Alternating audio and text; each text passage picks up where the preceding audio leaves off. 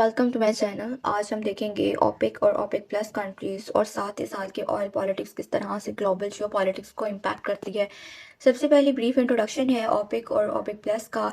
Basically ये oil exporting countries हैं और इसकी एब्रीविएशन है भी यही है, organisation of petroleum exporting countries. इसका हेडक्वार्टर वियना में है और इट्सल्फ जो ऑस्ट्रिया है वो खुद इसका पार्ट नहीं है ओपेक का। और देखा जाए तो वो एक काफ़ी अजीब बात भी है कि इसका हेडक्वार्टर जिस कंट्री के अंदर है वो खुद पार्ट नहीं है।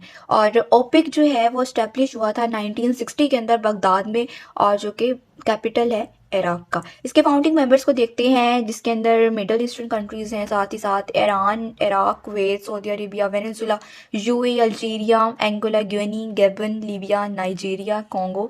ये मेंबर्स हैं ओपेक के। और 13 मेंबर्स जो हैं ये टोटल हैं ओपेक के, और 10 एडिशनल है जिनके अंदर जिनको ओपेक प्लस कहा जाता है। 2016 के अंदर इनको स्टैब्लिश किया गया था, साथ ऐड किया गया था, जिसके अंदर रशिया है, Azerbaijan, Bahrain, Brunei, Kazakhstan, Malaysia, Mexico, South Sudan and Oman. And अगर हम देखें रोल इन जियो पॉलिटिक्स के ओपेक प्लस का और ओपेक का क्या रोल है, तो बहुत बड़ा रोल है। जैसे हम कहते हैं बहुत पावरफुल है ऑयल के लिहाज से, क्योंकि ये कंट्रीज ऑयल के रिजर्व जहाँ पे बहुत ज़्यादा पाए जाते हैं। यही वजह है कि ऑयल की प्रोडक्शन को ये कंट्रोल करके जो ऑयल की प्राइसेस हैं उनको कंट्रोल कर सकते हैं। सो अगर हम देखें तो रशिया और सऊदी अरेबिया है वो काफ़ी ज़्यादा डोमिनेटिंग है, क्योंकि और ये यूएस जो है वो इसका ये भी मानना है कि जो रशिया के एजेंडा को प्रमोट करता है ओपेक प्लस। और लेकिन अगर हम देखें तो रिसेंटली एक टसल देखने को मिली है यूएस और गल्फ कंट्रीज के दरमियान में। जैसे कि हमें पता है कि यूएस के इलेक्शन शेड्यूल्ड हैं 2024 के अंदर, ठीक है। तो अब एक चैलेंजिंग कंडीशन है यूएस के लिए, क्योंकि ऑयल प्रोडक्शन जो है वो कम कर दी है गल्फ कंट्रीज ने, और यही वजह है कि ऑयल की प्राइसेस बढ़ गई हैं। तो एक चैलेंजिंग कंडीशंस है यूएसए के लिए, क्योंकि आवाम को खुश रखना होता है इलेक्शन से पहले, जो कि वो इनके लिए। लेकिन एक सेटबैक तो है यूएस के लिए, बट हमने देखा है कि उसने एक अल्टरनेटिव भी उसने तैयार किया इसके लिए।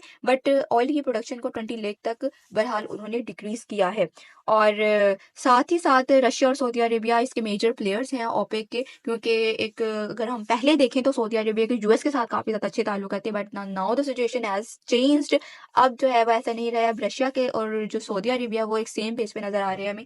और अगर हमने इसमें वेनेजुला को देखें तो जाहिर सी बात है बात यहाँ ख़त्म नहीं हो रही। यूएस ने अल्टरनेटिव भी तलाश कर लिया वेनेजुला की सूरत में। और वेनेजुला जो है ये खुद में एक ऑयल किंग इसको माना जाता था, लेकिन इस पे इकोनॉमिक सैंक्शंस की वजह से, ठीक है, और इस पे काफ़ी ज़्यादा इन्वेस्टमेंट की कमी की वजह से काफ़ी ज़्यादा इसको एक इसमें हमें कमी, इसकी सूरत हाल काफ़ी ख़राब थी। लेकिन अब जो यूएस है वो इस पे जो सैंक्शन इसने लगाई होती वो वापस उठाने की प्लानिंग कर रहा है, हटाने की प्लानिंग कर रहा है। और फिर ये जो वेनेजुला है ये बाकी कंट्रीज़ को भी ऑयल एक्सपोर्ट कर सकेगा और यूएस भी ऑब्वियसली इससे फ़ायदा ले सकेगा। सो अगर हम देखें तो जो ओपेक प्लस है इन्होंने काफ़ी ज़्यादा टारगेट्स को हिट किया है, इसकी फॉरेन पॉलिसी को, इसकी इंटरनल पॉलिटिक्स को यूएस की।